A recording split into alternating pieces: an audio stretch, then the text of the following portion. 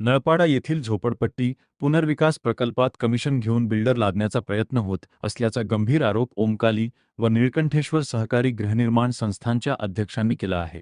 पत्रकार परिषदेत बोलताना त्यांनी सांगितले की दोन्ही संस्थांनी दाखल केलेला पुनर्विकास प्रस्ताव झोपडपट्टी पुनर्वसन प्राधिकरणाने SRA मंजूर केला असून तो सध्या अंतिम टप्प्यात आहे.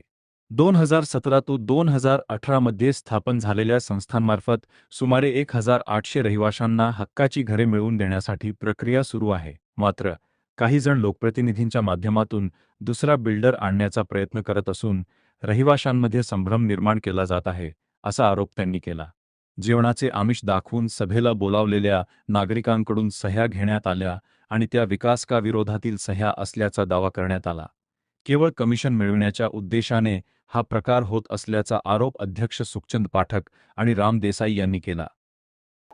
मैं सारे पब्लिक से आह्वान करता हूं और नेता लोगों से भी आह्वान करता हूं, जो हमारे आमदार हैं, खासदार हैं, अवार्ड साहब है, केलकर साहब है, सभी लोगों को मैं आह्वान करता हूं कि जो कुछ लोग है 10% लोग है जो गुमराह करता है कि भाई इनके साथ आदमी नहीं है, ये नहीं होने, पेपर पे ध्यान दें और SRA में बैठ के बात करें. हमारा पेपर वर्क बहुत फास्ट चल रहा है. हमें पांडे जी हमको सोसाइटी बनाने में मदद किया है.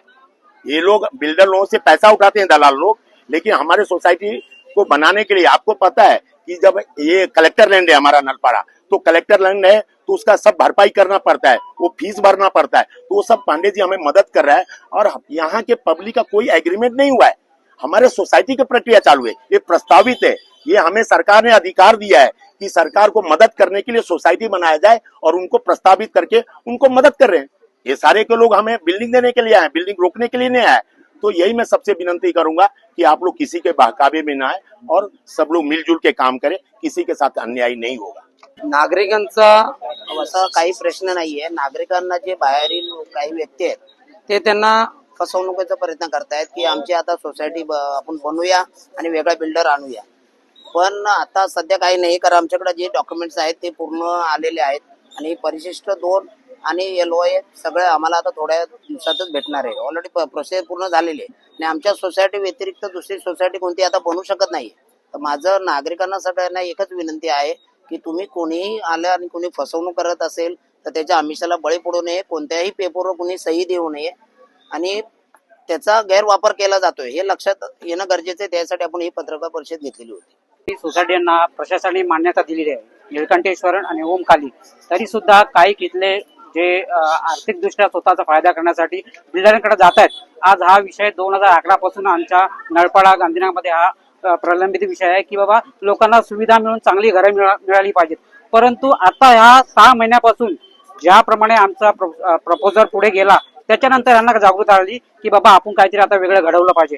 कारण का यांना एकच आहे की बाबा आमचा कसा फायदा होईल. आता जो व्यक्ती इथे अग्रवाल म्हणून आहे त्याचा इथे काही संबंध नाही.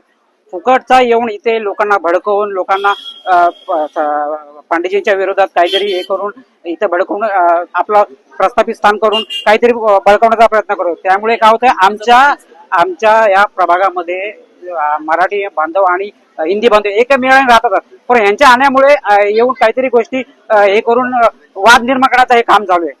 आता 3 बिल्डर या लोकांनी चेंज केले. हे कशासाठी 3 बिल्डर? ऍक्च्युली तुमचा प्रवास चालू होता का झोपडपट्टी बचाव, मग हे 3 बिल्डर कुठून आले?